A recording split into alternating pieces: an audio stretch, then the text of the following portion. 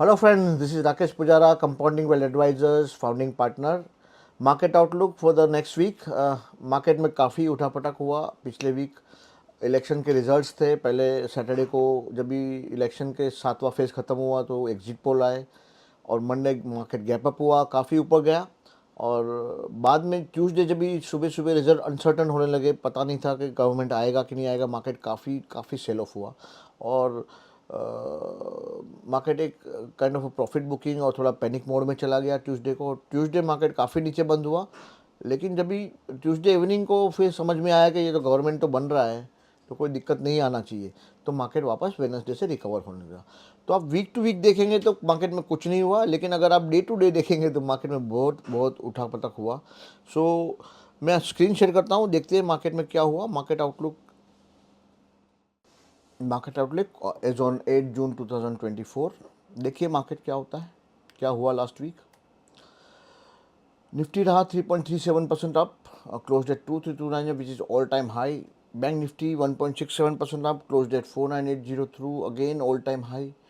Nifty से bank Nifty ने थोड़ा अंडर परफॉर्म किया, क्योंकि निफ्टी में आईटी का वेटेज बहुत अच्छा है और आईटी इंडेक्स लास्ट वीक बहुत अच्छा ऊपर रहा, और उसके कारण निफ्टी 3.37% अप रहा। और बैंक निफ्टी में आईटी का इंडेक्स का कुछ वेटेज होता नहीं है, इसके लिए वहाँ पर थोड़ा अंडर परफॉर्मेंस देखा गया।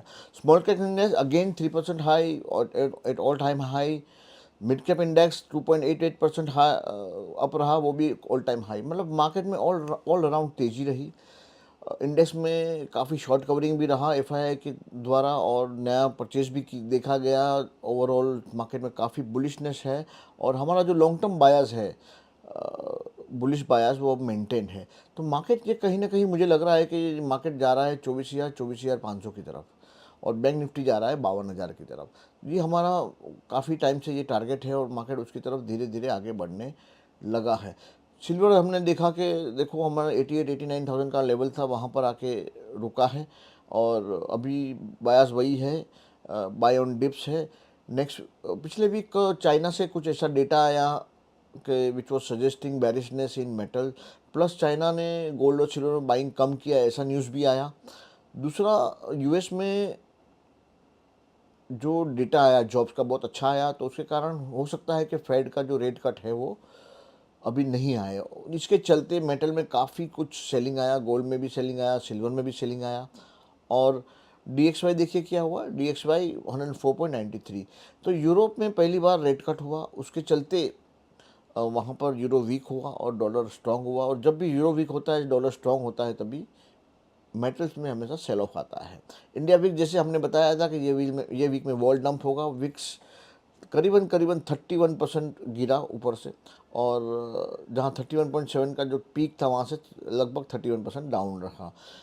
हालांकि जो 31% के हिसाब से मूव भी आया, मंडे मार्केट काफ़ी ऊपर गया, ट्यूसडे वापस नीचे आया, वेडनेसडे वापस ऊपर गया। तो ये जो वीक टू वीक जो 3.37% जो दिख रहा है आपको, कहानी इंटरनल डेली मूव्स में है। काफ़ी बड़े बड़े मूव्स मंडे जब भी रिजल्ट आया तब मार्केट ऊपर गया, एग्जिट पोल के रिजल्ट आए तभी।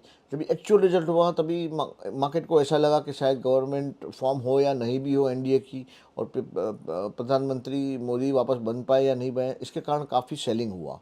और ये जो उठापटक हुई ड्यूरिंग द वीक, वो अल्टीमेटली सेटल होकर ऊपर की तरफ सब बंद हुआ।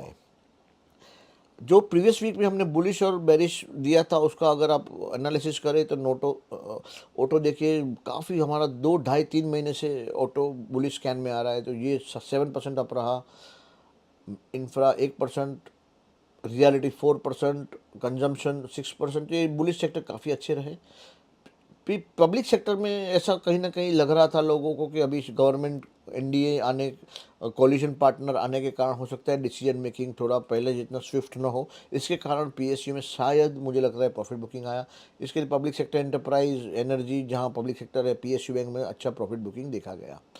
कंज्यूमर ड्यूरेबल्स बढ़ा, तो मतलब कहीं ना कहीं लोगों को ऐसा लग रहा है कि पूरा गवर्नमेंट का थीम अभी रूरल कंजम्पशन पे वगैरह जाएगा। और इसके लिए कंज्यूमर ड्यूरेबल पकड़ वही, आप एफएमसीजी पकड़िए, आईटी पकड़िए। आईटी पर्टिकुलरली शॉर्ट कवरिंग और उसके चलते ऊपर गया है।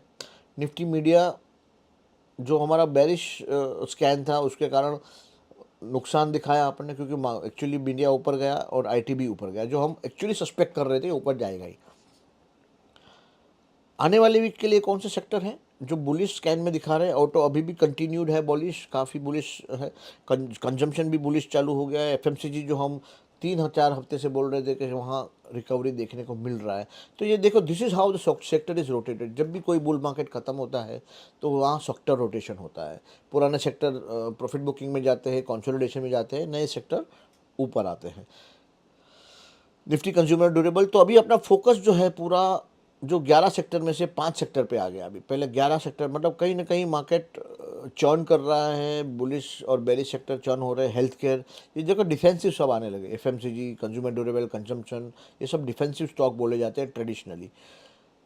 अभी भी आईटी बेरिश दिखा रहा है, लेकिन मुझे लग रहा है कि आईटी अगले वीक तक होते होते वो बुलिश में आ जाएगा। Public sector enterprise bearish, rightly so, क्योंकि वहाँ काफ़ी डीप प्रॉफिट बुकिंग हुआ है।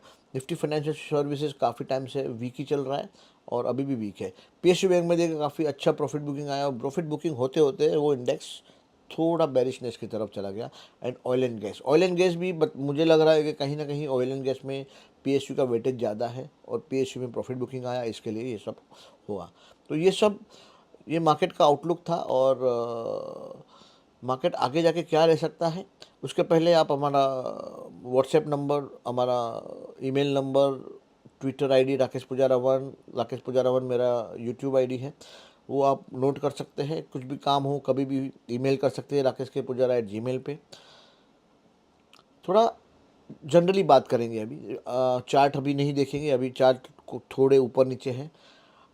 मार्केट में अभी अप्रोच क्या लेना चाहिए? अप्रोच तो हम यही लेंगे कि हमारा ओवरऑल ध्यान बेरिश तो नहीं है, कभी भी बुलिश ही है, लेकिन सेक्टर रोटेशन पे काफ़ी ध्यान देना पड़ेगा। आप जो पुराने स्टॉक लेके बैठे हो, समझो लॉस दिखा रहा है, आप उससे निकल नहीं रहे हो, और नए स्टॉक चल रहे हो उसको ले नहीं पा रहे हो, तो आपको कहीं ना कहीं एक्टिव मैनेजमेंट करना पड़ेगा। और ये रूल ड्रिवन, सिस्टम ड्रिवन करेंगे तो बहुत अच्छा है। और आप खुद नहीं कर पाते हैं तो हमारा स्मॉल केस का प्लेटफॉर्म तो अवेलेबल ही है। cwa.smallcase में आप जाके स्मॉल केस सब्सक्राइब कर सकते हैं। हमने काफ़ी सेक्टर स्पेसिफिक स्मॉल केस भी लॉन्च किए हैं पिछले हफ्ते, जैसे डिफेंस हुआ, मैन्युफैक्चरिंग हुआ, इंफ्रास्ट्रक्चर हुआ, ड्यूअल मोमेंटम हुआ और मल्टी एसेट हुआ। तो अभी टोटल 11 स्मॉल केसेस है चूज़ करने के लिए। एंड आप सिस्टमेटिक अप्रोच करेंगे तो आपका वेल्थ भी अच्छा क्रिएट हो सकता है।